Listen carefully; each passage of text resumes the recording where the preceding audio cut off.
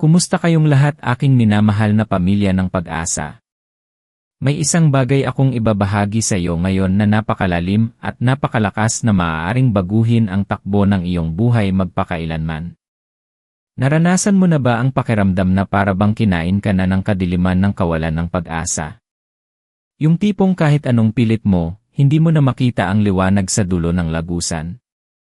Yung tipong sa bawat paghinga mo, may mabigat na pasanin sa iyong dibdib, at ang tanging naririnig mo ay ang bulong ng pagdududa, ng takot, at ng panghihina. Kung ang puso mo ay tumutugon sa mga salitang ito, kung naramdaman mo na kahit minsan ang tindi ng pakiramdam na iyon, hayaan mong sabihin ko sa iyo, hindi alin nag-iisa. At meron akong daladalang mensahe, isang sikreto na hindi lang magpapagaan ng iyong puso, kundi magbibigay din sa iyo ng isang himalayang kasagutan laban sa anumang kawalan ng pag-asa. Ito ang kwento ng Rosaryo, at kung paano ang Birhen Maria mismo ang sumasagot sa mga taos pusong panalangin ng kanyang mga anak. Pero bago tayo lumalim sa himala ng Rosaryo, nais kong magsimula sa isang simpleng katotohanan na madalas nating makalimutan. Ang pag-asa, mga kapatid, ay hindi lang isang damdamin. Ito ay isang puso, isang desisyon, at isang enerhiya na kayang baguhin ang iyong buong realidad. Subalit sa panahon ngayon na puno ng ingay, ng takot, at ng patuloy na hamon, paano natin mahahanap at mapananatili ang pag-asang iyan? Paano tayo babangon mula sa bangin ng kawalan ng pag-asa na minsan ay pilit tayong hinihila pababa? Ito ang magandang balita, may isang paraan, isang banal na daan, na ipinagkaloob sa atin mismo ng langit. Isang daan na hindi lamang nagbibigay ng sagot, kundi nagpaparamdam din sa atin na hindi tayo kailanman nag-iisa.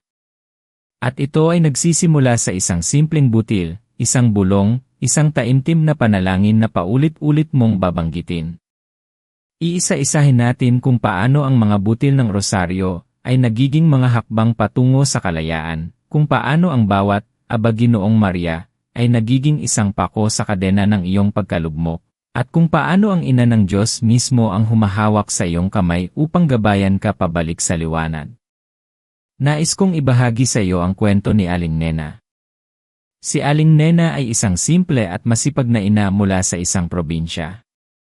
Hindi siya kailanman naging relihiyosa sa tradisyonal na kahulugan ng salita. May pananampalataya siya, pero hindi siya yung tipo na araw-araw nasa simbahan o nagdarasal ng mahaba. Ang buhay niya ay umiikot lang sa pagtatrabaho para sa kanyang pamilya, pag-aalaga sa mga anak, at pagtiyak na may makain sila sa hapag. Pero isang araw, tila gumuho ang kanyang mundo. Ang kanyang asawa, na siyang haligi ng kanilang pamilya, ay biglang binawian ng buhay dahil sa isang trahedya. Walang naiwan kundi utang at isang pamilya na umaasa sa kanya. Ang mga anak niya ay maliliit pa, at siya, si Aling Nena, ay nawalan ng pag-asa. Para siyang isang barko na nawalan ng layag sa gitna ng malawak at naggangalit na karagatan. Sa mga gabing tahimik, kung kailan natutulog na ang kanyang mga anak, umiiyak siya. Umiiyak siya hindi lang dahil sa sakit ng pagkawala, kundi dahil sa matinding takot at kawalan ng direksyon. Paano na sila? Paano niya bubuhayin ang kanyang mga anak sa isang mundo na tila walang awa? Doon sa pinakamadilim na bahagi ng kanyang buhay, isang matandang kapitbahay, si Lola Karing, ang lumapit sa kanya. Nakita ni Lola Karing ang lungkot sa mga mata ni Aling Nena, ang kawalan ng buhay sa kanyang mga kilos. Hindi nagsalita si Lola Karing ng mahahabang sermon. Hindi niya sinabing kaya mo yan ng paulit-ulit. Sa halip, binigyan niya si Aling Nena ng isang lumang rosaryo, may mga butil na halos kupas na sa tagal. Ang sabi lang niya, "Iha, hawakan mo ito. Kaibigan mo ang ina ng Diyos. Kausapin mo siya. Siya lang ang makakaunawa sa iyo ngayon." Hindi maintindihan ni Aling Nena kung ano ang gagawin niya sa rosaryo. Pero sa kawalan ng iba pang mapuntahan, sa kawalan ng ibang lakas, hinawakan niya ang rosaryo. Sa una, awkward siya. Hindi siya sanay. Hindi niya alam ang mga panalangin. Pero sinabi ni Lola Karing, "Huwag kang mag-alala kung paano. Ang mahalaga ay ang intensyon ng iyong puso. Kaunti-kaunti matututunan mo. At doon nagsimula ang pagbabago sa buhay ni Aling Nena. Sa gitna ng kanyang kalungkutan, sinimulan niyang hawakan ang rosaryo. Sa una, umiiyak lang siya habang hawak ang mga butil.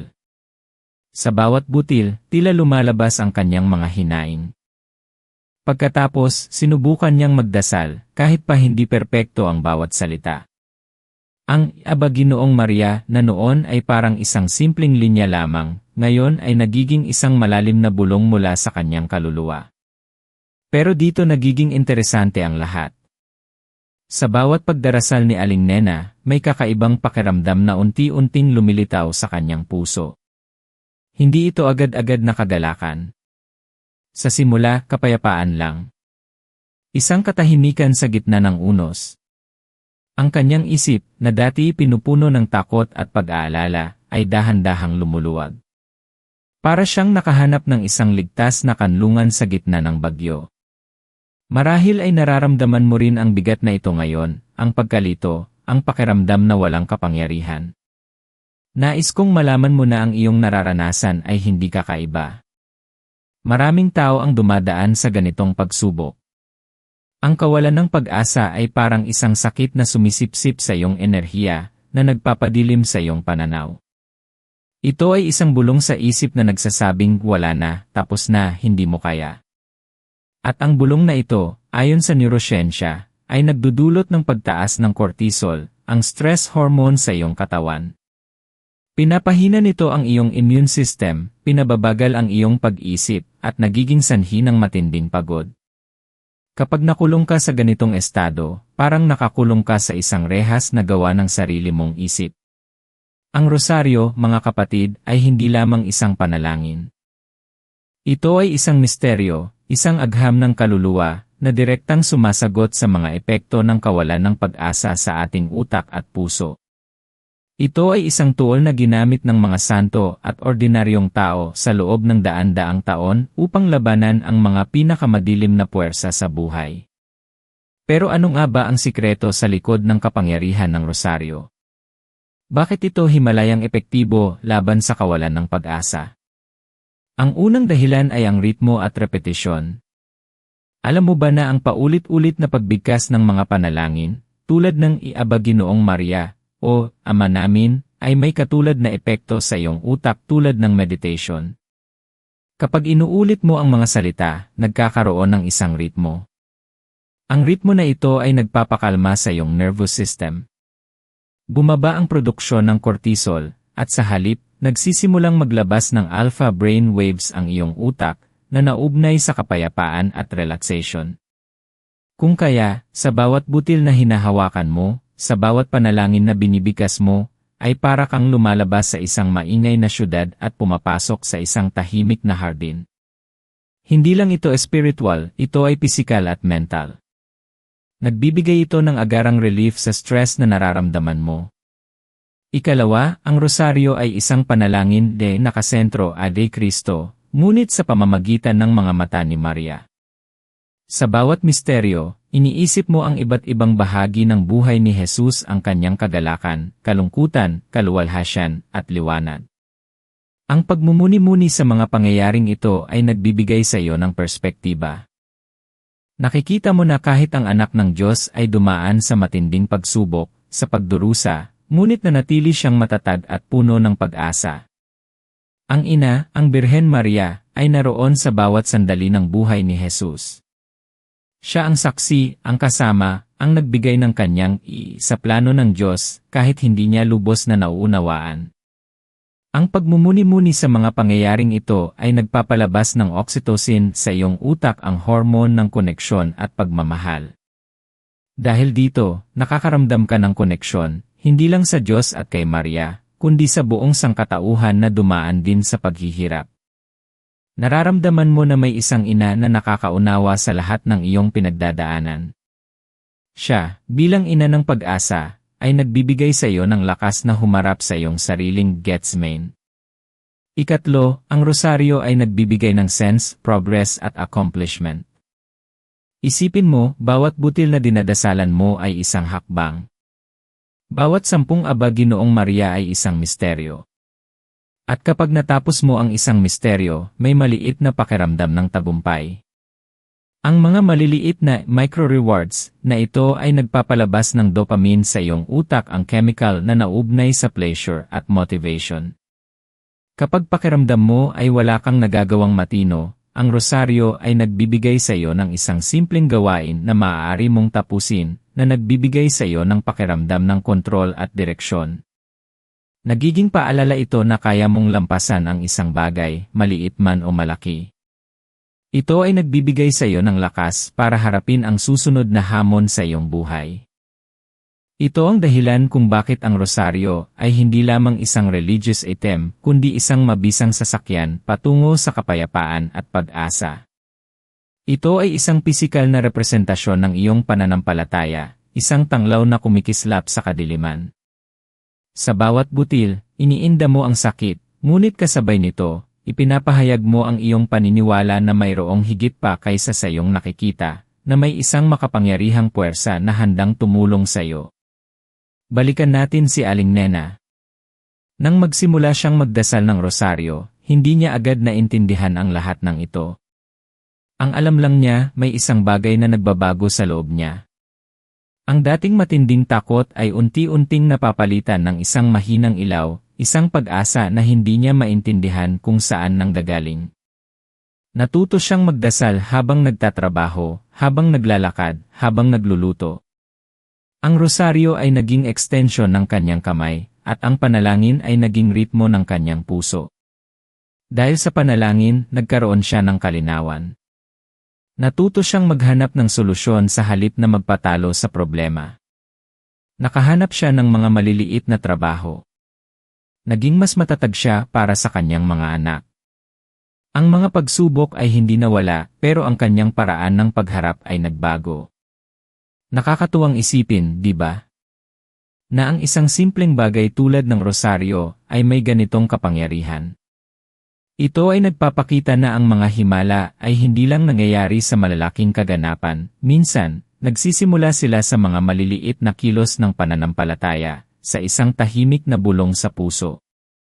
Pero may isang malaking pagkakamali na madalas nating ginagawa kapag nagdarasal ng rosaryo, lalo na kapag desperado tayo, at ito ang humahadlang sa atin para maramdaman ang tunay na kapangyarihan nito. Ang pagkakamaling ito ay ang pagtingin sa rosaryo bilang isang formula, isang mekanikal na pag-uulit lamang ng mga salita, na parang isang checklist na kailangan mong tapusin. Iniisip natin na kailangan nating dasalin ito ng perpekto o ng napakabilis. Kapag ganito ang ating pananaw, nawawala ang esensya ng panalangin, ang koneksyon at ang puso. Hindi ito tungkol sa dami o bilis, kundi sa kalidad ng iyong intensyon at presensya. Paano natin maiiwasan ang pagkakamaling ito at mas lubusang maranasan ang himalayang kapangyarihan ng rosaryo laban sa kawalan ng pag-asa? Ang susi ay ang pagmumuni-muni at presensya. Sa halip na bigkasin lamang ang mga salita, isa-puso ang mga ito. Sa bawat Aba Ginoong Maria, isipin mo ang pagmamahal ng isang ina. Sa bawat Ama Namin, isipin mo ang Diyos na nagmamahal sa iyo. At sa bawat misteryo, ilagay mo ang iyong sarili sa eksena. Halimbawa, kapag dinarasal mo ang misteryo ng kagalakan, ang pagpapahayag ng anghel kay Maria. Isipin mo si Maria, isang dalagitang may mga pangarap. Biglang bumaba ang isang anghel at sinabi sa kanya na siya ay magiging ina ng Diyos. Gaano kalaki ang sorpresa niya? Gaano kalaki ang pagtataka niya? Pero sa halip na matakot, sumagot siya ng, "Ihayaan mong mangyari sa akin ang ayon sa iyong salita." Ito ay isang malaking hakbang ng pananampalataya. Sa gitna ng iyong kawalan ng pag-asa, tanungin mo ang iyong sarili, ano ang na kailangan mong ibigay sa Diyos ngayon? Anong takot ang kailangan mong bitawan para tanggapin ang kanyang plano? Hindi ba't ito ay isang mensahe ng pag-asa na ang Diyos ay may plano para sa iyo, kahit pa tila imposible? Napakasarap sa pakiramdam na malaman na mayroong isang ina na nakakaunawa sa iyong pinagdadaanan.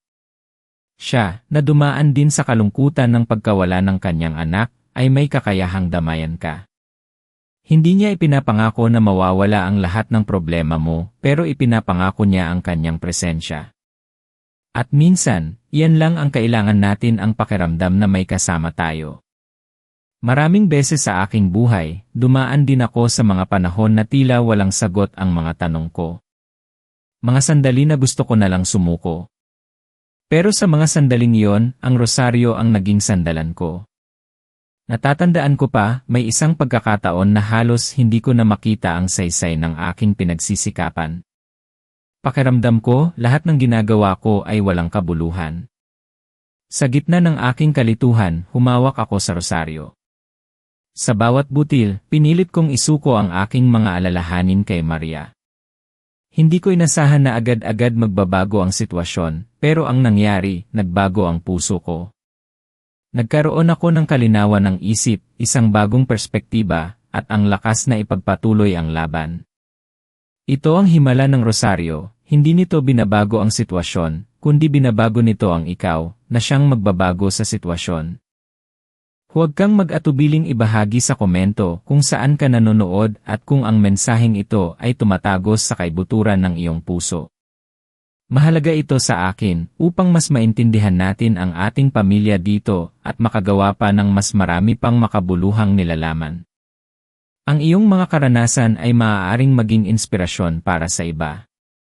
Ngayon, paano natin ilalapat ang mga aral na ito sa ating pang-araw-araw na buhay? Lalo na kapag ang kawalan ng pag-asa ay tila bumabalot sa atin. Gawin mong isang ritual Venice pagdarasal ng rosaryo. Hindi ito kailangang maging mahaba o komplikado. Simulan mo sa 5 minuto. Hawakan mo ang iyong rosaryo.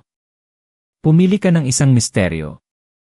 Kung hindi mo pa alam ang mga misteryo, simulan mo sa misteryo ng kagalakan. Basahin mo ang mga ito at isipin mo ang bawat pangyayari. Sa bawat butil ng Aba Ginoong Maria, isipin mo ang isang bagay na pinagpapasalamat mo o isang bagay na iniaalay mo kay Maria. Ang pagiging konsistente, kahit pa sa maikling panahon, ay mas mahalaga kaysa sa pagiging perpekto.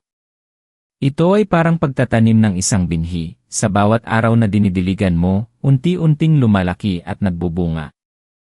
Ikalawa, isuko yan di iyong alalahanin Maria. Alam mo ba na ang Birhen Maria ay tinawag na Our Lady of Sorrows o Ina ng Hapis? Siya ay nakaranas ng matinding sakit, pagdurusa, at pagkawala.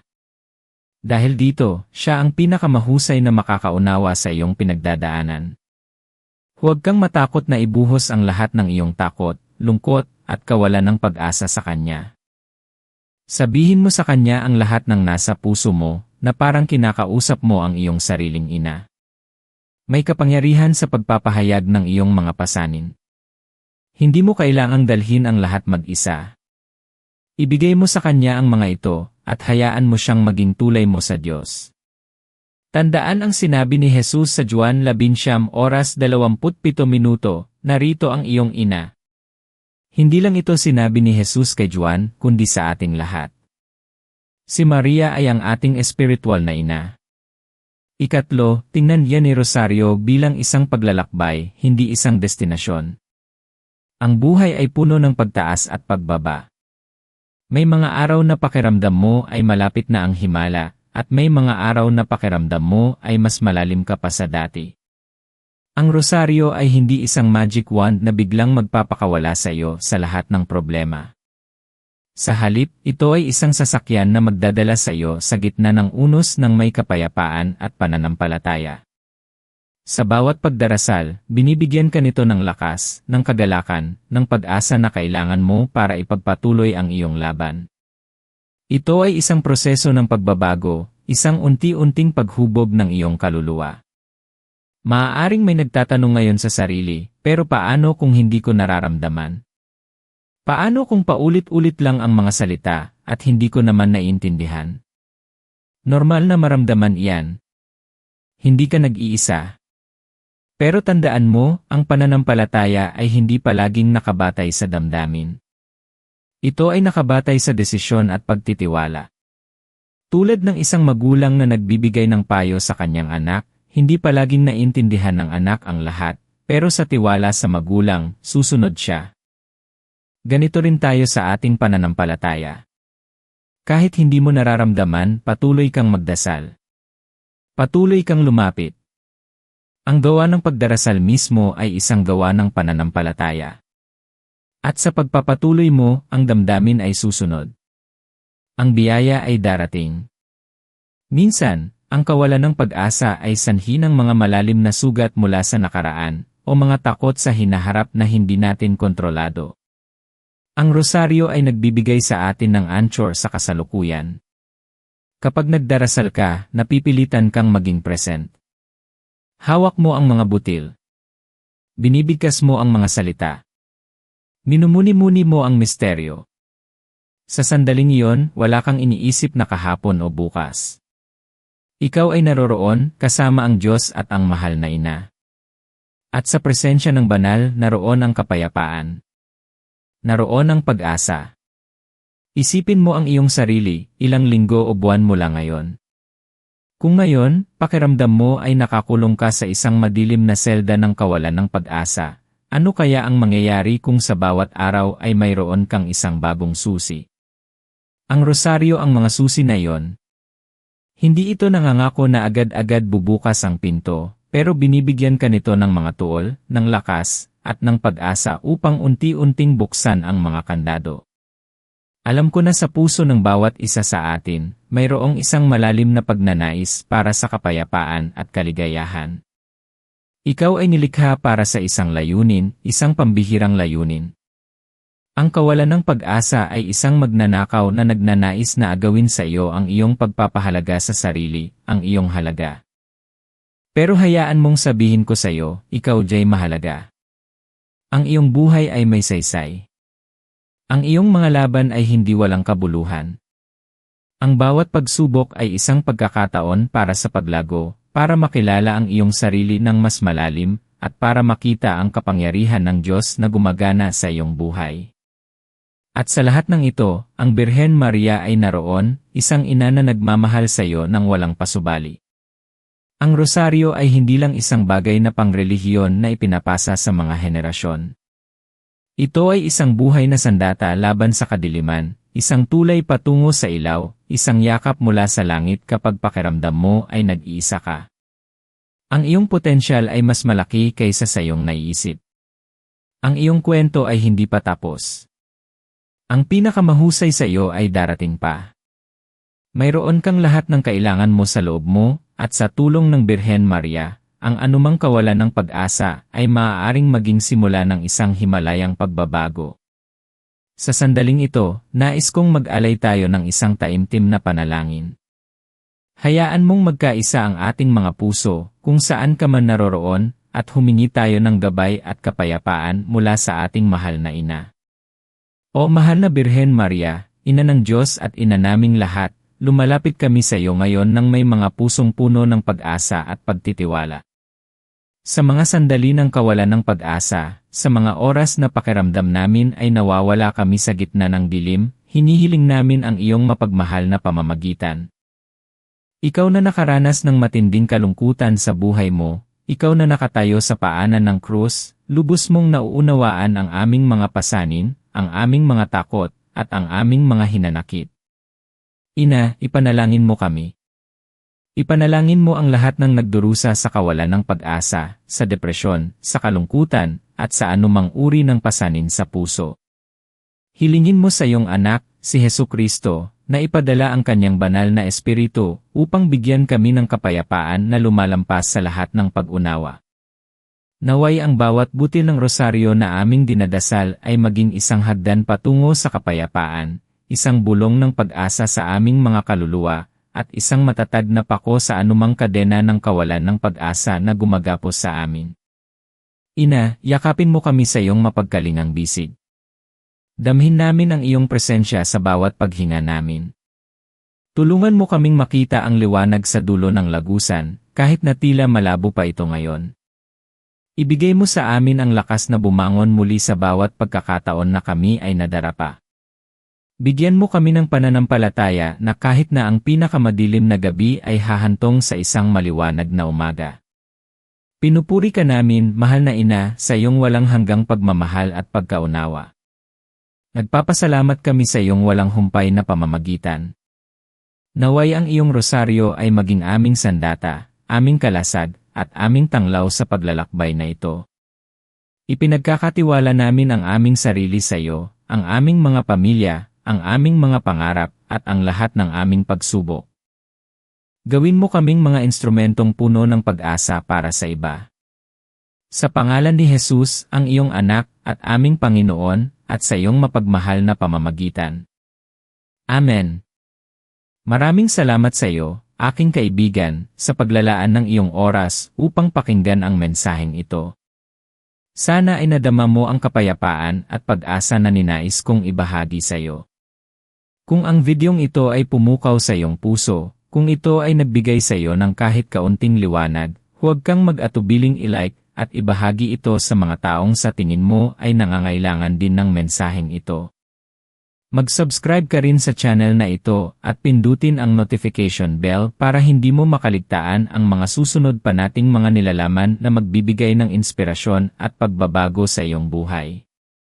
Sa susunod nating pagtatagpo, tatalakayin natin kung paano ang mga panalangin ng pasasalamat ay makakapagbukas ng mga bagong pintuan ng biyaya sa iyong buhay, na kung saan ay isang natural na susunod na hakbang pagkatapos nating matuto kung paano haharapin ang kawalan ng pag-asa. Huwag kang mawalan ng pag-asa. Tandaan mo, ikaw ay minamahal, ikaw ay mahalaga, at ang iyong paglalakbay ay may kapangyarihan upang maging isang inspirasyon sa maraming tao. Magkita-kita tayo muli. God bless.